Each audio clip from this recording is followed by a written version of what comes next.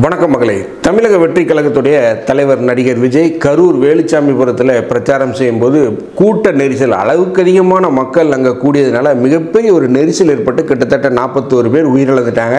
So அந்த நிகழ்வை தொடர்ந்து பல்வேறு தரமான விமர்சனங்கள் விஜய் மீது வைக்கப்படுகிறது. விஜய் தான் காரணம், விஜய் சரியாக டயத்துக்கு போல, விஜய் சரியாக கூட்டத்தை நடத்த தெரியல, அவர் கட்சியில் 2ஆம் கட்ட தலைவர்கள் இல்லை. ஸோ இப்படி தொடர்ச்சியாக அவர் மீது பல்வேறு விமர்சனங்கள் வைக்கப்பட்டிருந்தன. ஸோ இப்படி இருக்கும்போது அகில இந்திய காங்கிரஸ் கட்சியோடைய தலைவராக இருந்த திரு ராகுல் காந்தி அவர்கள் நடிகர் விஜய்க்கு ஃபோன் பண்ணி பேசியிருக்கார். கிட்டத்தட்ட இந்த டெலிஃபோன் கால் ஒரு அரை மணி நேரம் நடந்தது அப்படின்னு சொல்கிறாங்க. அதுதான் இதில் ஒரு மிக முக்கியமான விஷயமாக பார்க்கப்பட்டது. இதை நம்ம யார்கிட்டையும் விசாரிக்காமல் நம்ம சொல்கிற கிட்டத்தட்ட அரை மணி நேரம் இந்த பேச்சு ராகுல் காந்திக்கும் விஜய்க்கும் இடையிலான இந்த உரையாடல் போயிருக்கு. இதில் பல்வேறு தரப்பட்ட விஷயங்களை பேசியிருக்காங்க. நடிகர் விஜய் இந்த அசம்பாவிதத்துக்கு யார் முக்கிய காரணம், இந்த அசம்பாவிதத்தில் எப்படி இந்த அசம்பாவிதத்தை நிகழ்த்தினாங்க, இதற்கு யார் ஒரு மூளையாக செயல்பட்டது போன்ற பல்வேறு விஷயங்களை ராகுல் காந்திகிட்ட பேசியிருக்காரு. ஸோ இது திமுக தலைமைக்கு ஒரு மிகப்பெரிய எரிச்சலை ஏற்படுத்தியிருக்குன்னு சொன்னால் அது மிக இல்லை. ஏனென்றால் 2 நாட்களுக்கு முன்பு பார்த்தீங்கன்னா விடுதலை சிறுத்தைகள் கட்சியுடைய தலைவராக இருக்கக்கூடிய திரு தொல் திருமாவளவன் என்ன சொல்லியிருக்காருன்னா, காங்கிரஸ் கட்சி இதை ஒரு மிக முக்கியமான விஷயமாக முன்னெடுத்து பண்ணணும் அப்படிங்கிற மாதிரிலாம் சொல்லியிருக்காங்க. ஸோ இது திமுக தலைமைக்கு விஜயும் ராகுலும் தொலைபேசியில் பேசியது ஒரு மிகப்பெரிய எரிச்சலை ஏற்படுத்தியிருக்கு. மேலும் 2 நாட்களுக்கு முன்பாக அண்ணா அறிவாலயத்தில் காங்கிரஸ் கட்சியுடைய எம்பிக்கள் எல்லாரும் திமுக தலைவராக இருக்கக்கூடிய முதல்வர் ஸ்டாலினை சந்தித்து ஒரு மிகப்பெரிய புகார் பட்டியலை முன்னெடுத்திருக்காங்க, அவர் முன்னால் வைத்திருக்காங்க. மேலும் கரூர் எம்எல்ஏவாக இருக்கக்கூடிய செந்தில் பாலாஜி மீது காங்கிரஸ் எம்பி ஜோதிமணி அவர்கள் ஒரு மிகப்பெரிய புகார் பட்டியலை முதலமைச்சருக்கு வச்சிருக்காங்க. மேலும் காங்கிரஸ் கட்சி திமுக மீது இருக்கக்கூடிய ஒரு அதிருப்தியை வெளிப்படுத்தியிருக்காங்க. இது திமுக தலைவருக்கு மிகப்பெரிய ஒரு தர்ம சங்கடமாக இருக்குது. ஏனென்றால் இந்த கரூர் சம்பவத்தை தொடர்ந்து இவங்க போய் பார்த்தது ஒரு மிகப்பெரிய ஒரு விஷயமாக பார்க்கப்படுது. என்ன பேசினார்கள் அந்த கூட்டத்தில், ஏன் ஜோதிமணி மிகப்பெரிய ஒரு புகார் பட்டியலை செந்தில் பாலாஜி மீது வைத்தார், காங்கிரஸ் தலைமைக்கு திமுக மீது என்ன அதிருப்தி, அதை பற்றி தான் நம்ம இந்த நிகழ்ச்சியில் பார்க்க போகிறோம். நான் உங்கள் ஜோசப். வாங்க நம்ம இப்போ நிகழ்ச்சிக்குள்ளே போகலாம்.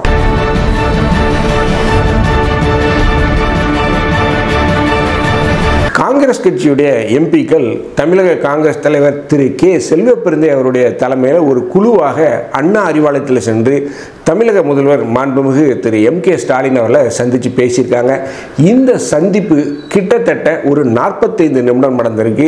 இதில் பரஸ்பரம் இருவருமே எதுவுமே நடக்கலை அப்படின்னு சொல்லிக்கிட்டாலும் நம்ம அண்ணா அறிவாலயத்தில் இருக்கக்கூடிய நம்முடைய சோர்ஸ்களை, முக்கியமான அந்த தலைவர்களை தொடர்பு கட்டி கேட்கும்போது அவங்க சில முக்கியமான விஷயங்களை சொல்கிறாங்க. அதுவும் குறிப்பாக காங்கிரஸ் கட்சியுடைய எம்பியாக இருக்கக்கூடிய கரூர் எம்பி ஜோதிமணி அவர்கள் செந்தில் பாலாஜி மீது ஒரு மிகப்பெரிய புகார் பட்டியலை வைத்திருக்காங்க. என்ன இந்த புகார் பட்டியல் அப்படின்னா, காங்கிரஸ் கட்சியில் இருந்த திருமதி எஸ் கவிதா அப்படிங்கிற அந்த பெண்மணி, இவர் என்ன சொல்றாருன்னா, நான் கரூர் நகர மகளிர் காங்கிரஸ் அணியுடைய தலைவர் அப்படின்னு இந்த பெண்மணி தன்னை சொல்லிக் கொண்டிருக்கிறார். ஆனால் இவர் கரூர் நகர மகளிர் காங்கிரஸ் அணியுடைய தலைவியெல்லாம் இல்லை அப்படின்னு என்று சொல்லி காங்கிரஸ் கட்சியால் மறுக்கப்பட்டது. ஸோ இந்த திருமதி எஸ் கவிதா என்ற நபரை செந்தில் பாலாஜி என்ன பண்ணியிருக்காருன்னா, காங்கிரஸ் கட்சியிலிருந்து அவர் ராஜினாமா செய்துவிட்டு அவர் திமுக மகளிர் அணியில் இணைச்சிருக்கார், திமுக கட்சியில் இணைத்திருக்கார்.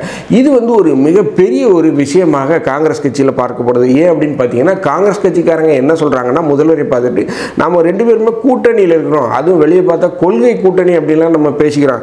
ஆனால் ஒருவருக்கு ஒருவர் இந்த மாதிரி என் கட்சியில் இருக்கிறோம் நீ இருக்கிற, உன் கட்சியில் இருக்கிறோம் நான் இருக்கிறேன்னு சொன்னால் இது என்ன மாதிரியான ஒரு கூட்டணி அப்படின்னு சொல்லி ஒரு கடுமையான ஒரு விமர்சனம் முதல்வர் முன்னாடி வச்சிருக்காங்க. மேலும் ஜோதிமணி அவர்கள் தன்னுடைய முகநூல் பதிவில், அதாவது செப்டம்பர் 24ஆம் தேதி இந்த கண்டித்து ஒரு முகநூல் பதிவை போட்டிருக்காங்க. அதாவது அந்த முகநூல் பதிவில் என்ன போட்டிருக்காங்க அப்படின்னா, அதுவும் குறிப்பாக செந்தில் பாலாஜி மிகவும் கண்மையாக கண்டித்து சில வார்த்தைகள் எல்லாம் பயன்படுத்தியிருக்காங்க. என்ன சொல்லியிருக்காங்க அப்படின்னா, சில தினங்களாக காங்கிரஸ் கட்சி சார்பாக அர்ஜென்டினாவில் நடைபெற்ற அரசியல் மாநாட்டிற்கு செல்ல வேண்டியிருந்ததால் கரூர் மாவட்ட திமுக மாவட்ட செயலாளர் திரு செந்தில் பாலாஜி அவர்களின் இந்த பதிவு குறித்து என்னால் உடனடியாக எதிர்வினை ஆற்ற முடியவில்லை. கூட்டணி தர்மம் என்பது 2 பக்கமும் இருக்க வேண்டும். திமுகவின் மாவட்ட செயலாளர் ஒரு முன்னாள் அமைச்சர் காங்கிரஸ் கட்சியை இப்படி பொது வெளியில் அவமதிப்பதை நாங்கள் எப்படி புரிந்து கொள்வது? கூட்டணியின் பெயரால் இது போன்ற அவமரியாதையை ஒருபோதும் நாங்கள் ஏற்றுக்கொள்ள மாட்டோம். இப்படி நடப்பது இது முதல் முறை அல்ல. அதாவது செந்தில் பாலாஜி இது மாதிரி நடக்கிறது முதல் முறை அல்ல, ஏற்கனவே இதே வேலையை பண்ணியிருக்காரு. கூட்டணி என்பது ஒரு கொள்கை அடிப்படையில் பரஸ்பர புரிதல், ஒத்துழைப்பு, நம்பிக்கை மற்றும் மரியாதையின் அடிப்படையில் உருவாக்கப்படுவது. எந்த சூழலும் இதில் எதனோடு சமரசம் செய்து கொள்ள முடியாது அப்படிங்கிறதுக்காக. மேலும் அவர் என்ன சொல்றாருன்னா, கரூர் நாடாளுமன்ற தொகுதியில் காங்கிரஸ் கட்சியின் நாடாளுமன்ற உறுப்பினர் என்ற வகையில் இதற்கு எதிர்வினையாற்ற வேண்டிய காங்கிரஸ் கட்சியின் சுயமரியாதை காப்பாற்ற வேண்டிய கடமையின் பொறுப்பும் கண்ணியமும் எனக்கு இருக்கிறது அப்படின்னு சொல்றாரு. ஸோ இந்த மாதிரியான அவமரியாதை எளிதில் கடந்து போய்விட முடியாது அப்படிங்கிற ஒரு கடுமையான கண்டனத்தையும் தன்னுடைய முகநூல் பதிவில் சொல்லியிருக்காரு. கூட்டணிக்குள் இது போன்ற கசப்பான சம்பவங்கள் இனிமேல் நடக்காமல் பார்த்து கொள்ள வேண்டும். இது குறித்து தமிழ்நாடு காங்கிரஸ் கமிட்டியின் தலைவர் அண்ணன் திரு செல்வப்பெருந்தே அவர்கள், திராவிட முன்னேற்ற கழகத்தின் தலைவர் மாண்புமிகு முதலமைச்சர் அண்ணன் திரு மு.க. ஸ்டாலின் அவர்கள் கவனத்திற்கு எடுத்துச் செல்வார் என்று நம்புகிறேன். தமிழ்நாட்டின் மொழி, பண்பாடு, எதிர்காலம் அனைத்திற்கும் பாசிச சக்திகளால் நெருக்கடி ஏற்பட்டிருக்கிறது. இத்தகைய அரசியல் சூழலில் அனைவரும் நாம் தமிழ்நாட்டு மக்களின் நலனை முன்னிறுத்தி ஒன்றுபட்டு செயல்பட வேண்டிய கடமை இருக்கிறது. மேலும் அவர் என்ன சொல்லியிருக்காருன்னா, தமிழ்நாடு மகளிர் காங்கிரசின் கடுமையான எதிர்வினை அடுத்து திரு செந்தில் பாலாஜி அவர்களுடைய இந்த பதிவு நீக்கப்பட்டிருக்குன்னு சொல்லி செந்தில் பாலாஜி நீக்கிய பதிவையும் அவர் அதை ஸ்க்ரீன்ஷாட்டை எடுத்து தன்னுடைய முகநூலில் போட்டிருக்காரு.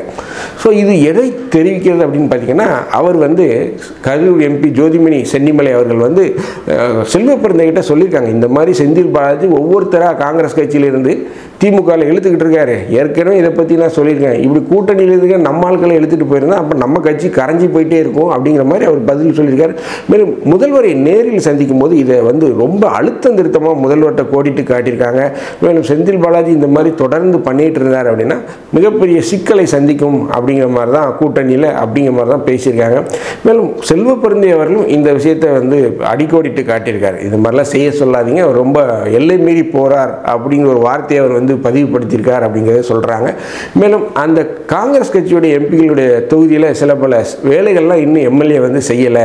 ஸோ அது மக்கள் மத்தியில் ஒரு கடுமையான அதிருப்தி இருக்கு, தேர்தல் வேலை வருது, ஸோ அதை எம்எல்ஏ செய்ய மாட்டேங்கிறார் அப்படிங்கிறதையும் அவங்க பதிவு பண்ணியிருக்காங்க. இப்படி காங்கிரஸ் கட்சி கரூர் எம்பி செந்தில் பாலாஜி மீது ஒரு மிகப்பெரிய புகார் பட்டியலை வச்சிருக்கு. மேலும் ஜோதிமணி என்ன சொல்றாங்க அப்படின்னா, ஒரு எம்பி அப்படிங்கிற ஒரு மரியாதையை செந்தில் பாலாஜி எனக்கு கொடுக்க மாட்டேங்கிறாரு. பல்வேறு அரசியல் நிகழ்வுகளில் அவர் தான் முன்னிலைப்படுத்துகிறார் தவிர எம்பி என்ற முறையில் என்னை முன்னிலைப்படுத்துவதற்கு அவர் எந்த ஒரு முயற்சியுமே செய்யலை. நம்ம கூட்டணி நாம தான் பேசிகிட்டு இருக்கோமே தவிர உங்கள் எம்எல்ஏ, உங்கள் கரூர் மாவட்ட செயலாளர் அதை கண்டுகொள்ள மாட்டேங்கிறார், அவரை கொஞ்சம் கண்டித்து வைங்க, ரொம்ப ஓவராக போகிறாரு அப்படிங்கிற லெவலில் பேசியிருக்காங்க. இது நம்ம அண்ணா அறிவாலயத்தில் இருக்கக்கூடிய 2ஆம் கட்ட தலைவர்களை விசாரிக்கையில் என்ன சொல்லியிருக்காங்கன்னா, கூட்டணி ஒரு மாதிரி டேக்கடாக தான் போகுது. ஏன்னா காங்கிரஸ் கட்சிக்கு இன்னொரு ஆப்ஷன் இருக்குது. முந்தி திமுக தான் இருந்தது, இப்போ விஜய் அப்படிங்கிற ஒரு ஆப்ஷன் இருக்குது. ஸோ அதனால் அவங்க நேரில் இதை பேசினதெல்லாம் ஒரு அழுத்தம் கொடுக்க விதமாகத்தான் நாங்கள் பார்க்குறோம். ஏன்னா முந்தி இது மாதிரிலாம் செய்ய மாட்டாங்க. ஸோ இது ஒரு அழுத்தம் கொடுத்த மாதிரி ஒரு விஷயமாகத்தான் பார்க்கிறோம் அப்படின்னு சொல்கிறாங்க. மேலும் திமுக கட்சி தலைமையே செந்தில் பாலாஜி மீது ஒரு மிகப்பெரிய அதிருப்தியில் தான் இருக்குது அப்படின்னு சொல்கிறாங்க. அதுவும் திமுகவில் இருக்கக்கூடிய மூத்த அமைச்சர்கள் கே.என். நேரு போன்றவர்கள்லாம், முதல்வர் எதற்கு செந்தில் பாலாஜிக்கு இவ்வளோ முக்கியத்துவம் கொடுக்குறாரு, ஏன் அவரை தலைமையில தூக்கி வச்சு ஆடிக்கிட்டு இருக்காரு அப்படிங்கிற ஒரு கோபமும் அவர்களுக்கு வருது. ஏனென்றால் கே.என். நேரு போன்றவர்கள்லாம் அரசியலில் ஒரு மிகப்பெரிய ஒரு யூனிவர்சிட்டின்னு நான் சொல்லுவேன். மாநாடு நடத்துதுன்னா அவரை போல ஜெகஜால கில்லாடி யாரும் கிடையாது. அந்த அளவுக்கு ஒரு எக்ஸ்பீரியன்ஸ் வாய்ந்த ஒரு பல்கலைக்கழகத்தை போன்றவர், மிகப்பெரிய ஒரு அரசியல் ஒரு பிரச்சனையெல்லாம் டக்குன்னு மோதி முடிக்கக்கூடிய ஒரு ஹைலி மெச்சூர்டு, ஸ்டாலினோட ஒரு மெச்சூர்டான ஆள் தான் நான் சொல்லுவேன் கே.என். நேரு அவர்களை. அந்த அளவுக்கு ஒரு பண்பட்ட மனிதர் அப்படின்னு சொல்லுவேன். ஆனாலும் வெளி தோற்றத்துக்கு அவர் பேச்சு நடவடிக்கைலாம் கொஞ்சம் ரஃப்பாக தான் இருக்கும். ஆனால் அவர்கிட்ட பேசி பார்த்தீங்கன்னா தெரியும், உண்மையிலே ஒரு மென்மையான மனிதர் அப்படின்னு தான் நான் கே.என். நேரு சொல்லுவேன். நான் பேசியிருக்கேன் சார்கிட்ட. ஸோ அதனால் நான் சொல்கிறேன். மேலும் விஜய் கூட ராகுல் காந்தி பேசியது திமுக காங்கிரஸ் மேலும் விஜய் கூட ராகுல் காந்தி கிட்டத்தட்ட ஒரு 30 நிமிடம் பேசியது திமுக தலைமைக்கு மிகப்பெரிய எரிச்சலை ஏற்படுத்தியிருக்கு. என்ன அப்படின்னு பார்த்தீங்கன்னா, கிட்டத்தட்ட இருவருமே அந்த 25லேருந்து 27 நிமிடங்கள் பேசியிருக்காங்க அப்படின்னு சொல்கிறாங்க. அந்த 27 நிமிடங்களில் விஜய் ஒரு மிகப்பெரிய புகார் பட்டியலை திமுக மீது வந்து வைத்திருக்காரு. அதாவது இந்த அளவுக்கு திமுக வந்து பண்ணுவாங்க அப்படின்னு நான் நினைக்கல, நான் நம்பி போனேன், இந்த மாதிரி எனக்கு ஒரு மிகப்பெரிய ஒரு கெட்ட பெயரை ஏற்படுத்திட்டாங்க, இந்த அளவுக்கு போக மாட்டாங்கன்னு நான் நினச்சேன், ஆனால் இந்த அளவுக்கு போயிட்டாங்கன்னு சொல்லி அதற்குண்டான ஆதாரங்களை எல்லாம் அவர் வந்து ராகுல் காந்திகிட்ட காமிச்சிருக்காரு.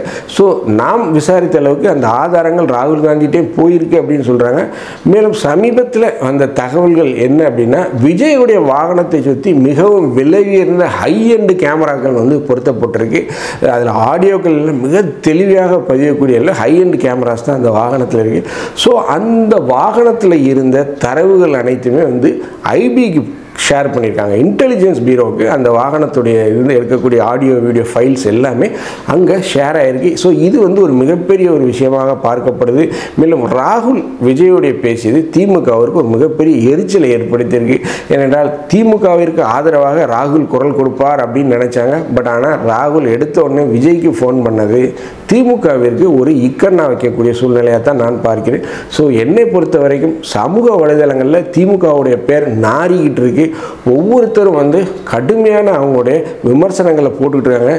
திமுகவுக்கு எதிராக தாவேகா சமூக வலைதளத்தில் மிகப்பெரிய போரை தொடுத்து கொண்டிருக்கிறார்கள் அப்படின்னு தான் நான் பார்க்குறேன். சமூக வலைதளத்தை தேர்ந்தால் அதுவும் குறிப்பாக இன்ஸ்டாவை எடுத்தால் மிகப்பெரிய ஒரு போர் நடக்குது. அதாவது பெண்கள் குழந்தைகள்லாம் அழுகிறாங்க, இந்த மாதிரி விஜயை பண்ணிட்டாங்களே அப்படிங்கிற மாதிரி வீடியோக்கள் வருது. ஸோ இதையெல்லாம் பார்க்கும்போது விஜய்க்கு ஒரு மிகப்பெரிய எழுச்சி கிடைத்திருக்கு மக்கள் மத்தியில். மக்கள் மிகப்பெரிய அளவில் அவரை வரவேற்கிறாங்க அப்படின்னு தான் தெரியுது. ஸோ இதையெல்லாம் பார்க்கும்போது எனக்கு என்ன தோணுது அப்படின்னா, நடிகர் தனுஷ் நடித்த பொல்லாதவன் படத்தில் நடிகர் கிஷோர் அழகாக சொல்லியிருப்பார், அந்த பையனுக்கு பயம் இல்லைப்பா, அவனுக்கெல்லாம் பயமே இல்லை, அவனெல்லாம் அப்படி விட்டுறணும் அப்படிங்கிற மாதிரி சொல்லியிருப்பார்ல.